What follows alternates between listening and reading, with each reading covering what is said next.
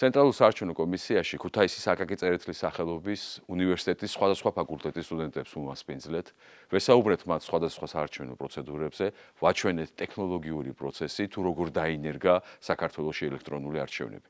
შეხვედრაზე დაისვა ძალიან ბევრი კითხვა და მოხარული ვართ, რომ მოგვეცა საშუალება ახალგაზრდებს უპასუხოთ იმ კითხვებზე, რაც მათ აინტერესებს, იმისთვის, რომ ისინი იყვნენ კარგად ინფორმირებული ამ მრჩევლად. ძალიან კარგი შეხვედრა იყო.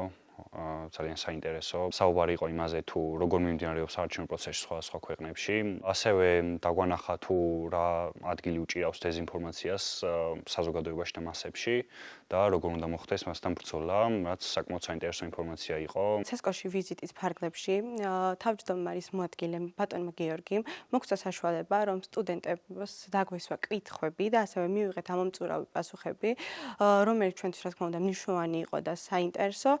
შესაბამისად, ამ ვიზიტის ფარგლებში ნამდვილად ბევრი ინფორმაციები მივიღეთ, როგორც თეორიული, ისევე პრაქტიკული.